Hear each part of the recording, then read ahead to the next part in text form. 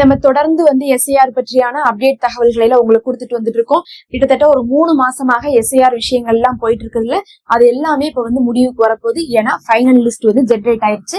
இப்போதைக்கு எல்லா டேட்டுமே க்ளோஸ் ஆயிடுச்சு. டேட் எல்லாம் க்ளோஸ் ஆயிடுச்சுன்னா என்ன அர்த்தம்னா, ஒவ்வொன்றுக்கும் ஒரு டைம் கொடுத்துருந்தாங்க. உங்களுக்கு தெரியுமில்ல, முதல்ல நம்மள்ட்ட ஃபார்மை கொடுத்தாங்க.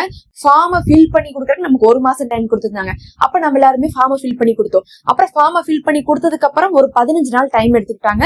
எடுத்துட்டு அவங்க என்ன பண்ணாங்க, டிராஃப்ட் லிஸ்ட் ஒண்ணு கொடுத்தாங்க. டிராஃப்ட் லிஸ்ட்னா என்னன்னா, யாரெல்லாம் ஃபார்ம் கொடுத்தாங்களோ அந்த ஃபார்ம்ல ரிஜெக்ட் ஆனவங்களை மட்டும் வெளியே விட்டுட்டு மிச்சம் இருக்கிறவங்களை மட்டும் வச்சு என்ன பண்ணாங்க, ஒரு டிராஃப்ட் லிஸ்ட் கொடுத்தாங்க. அப்ப அந்த டிராஃப்ட் லிஸ்ட் வந்ததுக்கு பிறகு மறுபடியும் ஒரு டேட் கொடுத்தாங்க. எதுக்கு டேட் கொடுத்தாங்கன்னா, இப்ப இந்த ரிஜெக்ட் ஆனவங்களாகட்டும், இன்னும் இதுவரை நம்மள்ட்ட ஓட்டர் ஐடியே இல்லாதவங்களாகட்டும், அவங்க எல்லாம் சேர்றதுக்குன்னு சொல்லிட்டு போன வாரம் வரையும் பாத்தீங்கன்னா டேட் கொடுத்திருந்தாங்க. அப்ப யாரெல்லாம் ரிஜெக்ட் ஆனாங்களோ அவங்களும் சேர்ந்துக்கிட்டாங்க. அதே மாதிரி யாரெல்லாம் இன்னுமே 18 வயசு சேராம இருந்தாங்களோ அவங்களும் சேர்ந்துக்கிட்டாங்க. அதே மாதிரி யாரெல்லாம் சேஞ்சஸ் பண்ணாங்களோ, அட்ரஸ் மாத்தினது, அதுக்கப்புறம் பாத்தீங்கன்னா வார்டு மாத்தினது, இது எல்லாத்தையுமே பண்ணிக்கிட்டாங்க. போன் நம்பர் ஆட் பண்றது, இதெல்லாம் பண்ணிட்டாங்க. இல்ல நான் பண்ணலையே, எனக்கு தெரியலேன்னு சொன்னா கவலைப்படாதீங்க. உங்களுக்கு டிராஃப்ட் லிஸ்ட்ல பேர் இருந்தாவே போதும், பின்னாடி கூட நீங்க சேஞ்சஸ் பண்ணிக்கலாம். ஏன்னா ஒவ்வொரு பிஎல்ஓ ஒவ்வொரு மாதிரி சொல்றாங்க. எங்க பிஎல்ஓ பாத்தீங்கன்னா என்ன சொன்னாங்கன்னா, சேஞ்சஸ்க்கு ஒண்ணுமே சொல்ல. ஆனா இன்னொருத்தவங்க கமெண்ட்ல சொல்லியிருந்தாங்க. நாங்க போய் கேட்டதுக்கு எங்களுடைய பிஎல்ஓ என்ன சொன்னாங்கன்னா, சேஞ்சஸ் இப்ப பண்ண வேண்டாம், பண்ணீங்கன்னா உங்களுக்கு கன்ஃபியூஸ் ஆகும் அப்படின்னு சொல்லியிருக்காங்க. அதனால ஒவ்வொருத்தவங்க ஒரு மாதிரி சொன்னாங்க. நீங்க பண்ணாலும் பிரச்சனை இல்ல, பண்ணாட்டினாலும் பிரச்சனை இல்ல, டிராஃப்ட் லிஸ்ட்ல உங்க பேர் இருந்தா மட்டும் போதும். ஓகே. அதுக்கப்புறம் என்ன பண்ணாங்கன்னா, இந்த இடைப்பட்ட காலத்துல போன ஒரு 2-3 நாளுக்கு முன்னாடி வரையும் என்ன பண்ணிருந்தாங்கன்னா, ஆவணம் வாங்கியிருந்தாங்க. ஆவணம் அப்படிங்கிறது பாத்தீங்கன்னா யாருக்கு வாங்கினாங்கன்னா, டிராஃப்ட் லிஸ்ட்ல பெயர் அதுல ஒரு 10 லட்சம் பேர்த்த மட்டும் பெருக்கி எடுத்தாங்க. டிராஃப்ட் லிஸ்ட்ல பெயர் வந்ததுல இருந்து 10 லட்சம் பேர். இதை நீங்க கன்ஃபியூஸ் பண்ணிக்காதீங்க. புதுசா கொடுத்தவங்களுக்கோ இல்ல புதுசா அப்ளை பண்ணவங்களுக்கோ இந்த விஷயம் இல்ல. யார் டிராஃப்ட் லிஸ்ட்ல பேர் வந்தாங்களோ அதுல ஒரு 10 லட்சம் பேத்துக்கு ஆவணம் கேட்டிருந்தாங்க. அந்த ஆவணம் யாருக்கெல்லாம் கேட்டிருக்காங்க, அது எப்படி ஆன்லைன்ல பாக்கலாம் அப்படிங்கறத நம்ம ஆல்ரெடி சொல்லிட்டோம். இன்னும் நான் ஆவணம் பாக்கல அப்படிங்கிறவங்க கண்டிப்பா ECI.net அப்படின்னு சொல்லக்கூடிய ஹோம் பேஜ்ல போன உடனே ஃபர்ஸ்ட் ஆப்ஷனே டாக்குமெண்ட் சப்மிட்னு காட்டும்.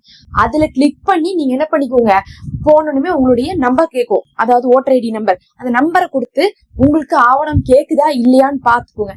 கேட்கலைன்னா பிரச்சனை இல்லை, கேட்டுச்சுன்னா அப்பவே கையோட சப்மிட் பண்ணிருங்க. ஏன்னா இப்ப எல்லா டேட்டுமே க்ளோஸ் ஆயிருச்சு.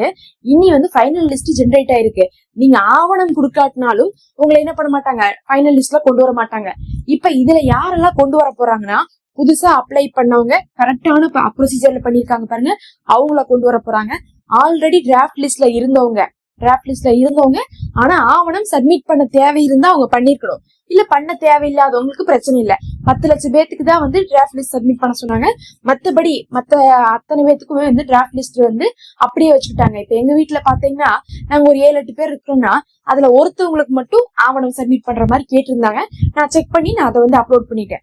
மிச்சவங்களுக்கு எல்லாம் கேட்கல. கேட்காதவங்களை பத்தி பிரச்சனை இல்ல. மத்தபடி கேட்டவங்க மட்டும் கொடுத்துருக்கணும்.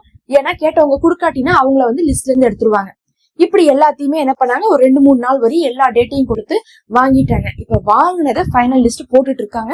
2 நாளாகவே ஃபைனல் லிஸ்ட் போட்டுட்டு இருக்காங்க. அது ஒட்டுக்கா ரிலீஸ் பண்ண போறாங்களா இல்ல கொஞ்சம் கொஞ்சமா ரிலீஸ் பண்ண போறாங்களான்னு தெரியல. வருகிற 17ஆம் தேதி செவ்வாய்க்கிழமை எல்லாருக்கும் வந்துரும் சொல்லிட்டு சொல்லப்படுது. இப்ப உங்களுக்கு வந்திருக்கா இல்லையான்னு கூட நீங்க என்ன பண்ணலாம், போய் ஆன்லைன்ல தனியா செக் பண்ணிக்கலாம். இல்ல செவ்வாய்க்கிழமை ஒட்டுக்கா போயிட்டீங்கன்னா எல்லாருக்குமே கன்ஃபார்மா வந்துரும். எங்க போய் செக் பண்ணுவோம்னா, ஆஸ் யூஸ்வல் ECI.netல போயிட்டு அங்க பாத்தீங்கன்னாவே தெரியும், டிராஃப்ட் லிஸ்ட் அப்படின்னு சொல்லிட்டு போட்டிருப்பாங்க. ஆல்ரெடி நம்ம வந்த டிராஃப்ட் லிஸ்ட் காட்டியிருக்கோம். அதுக்கு கீழே ஃபைனல் லிஸ்ட் அப்படிங்கக்கூடிய ஆப்ஷன் காட்டுச்சுன்னா உங்களுக்கு வந்துருச்சுன்னு அர்த்தம். எனக்கு நான் பார்க்கும்போது ஃபைனல் லிஸ்ட் இன்னும் காட்டல. அப்போ பாத்தீங்கன்னா இன்னும் வரலன்னு அர்த்தம். 17ஆம் தேதி உங்களுக்கு என்ன ஆயிரும், ஃபைனல் லிஸ்ட் ஜென்ரேட் ஆயிரும். ஆனா அதுக்குள்ள உங்களுக்கு ஆவணம் கொடுக்கணுமா இல்லையாங்கிறத கடைசியா இன்னும் செக் பண்ணாம இருக்கிறவங்க செக் பண்ணிருங்க. ஏன்னா இந்த 2-3 நாள் தான் நமக்கு டைம். இப்ப பாத்தீங்கன்னா ஞாயிற்றுக்கிழமை ஆயிடுச்சு, ஞாயிறு திங்கள் 2 நாள் தான் டைம் இருக்கு. செவ்வாய்க்கிழமை உங்களுக்கு என்ன ஆயிரும், வந்துரும், ஃபைனல் லிஸ்ட் வந்துரும். அதனால அதை செக் பண்ணி வச்சுக்கோங்க. இந்த ஃபைனல் லிஸ்ட்டை நீங்க மிஸ் பண்ணாம எல்லாரும் செவ்வாய்க்கிழமை பாத்துருங்க. நான் எப்படி பாக்கணும்னு சொல்லிட்டு செவ்வாய்க்கிழமை வந்ததுக்கு பிறகு நான் போட்டே காட்டுறேன், என்னுடைய நம்பர் போட்டு. அப்ப வந்ததுக்கு பிறகு அதை பாத்துட்டோம்னா அவங்களுக்கு ஓட்டர் கன்ஃபார்ம்னு அர்த்தம். இதுக்கு மேல எந்த ஒரு ஸ்டெப்பும் இல்ல. அதாவது செவ்வாய்க்கிழமை அந்த ஃபைனல் லிஸ்ட் வந்ததுக்கு பிறகு நம்ம எதுவும் செய்ய தேவையில்லை. அதோட என்ன ஆயிரும், நமக்கு ஓட்டர் கன்ஃபார்ம் ஆயிரும். அதுல பேர் வராதவங்களுக்கு இந்த தடவை ஓட்டர் ஐடி கிடையாது.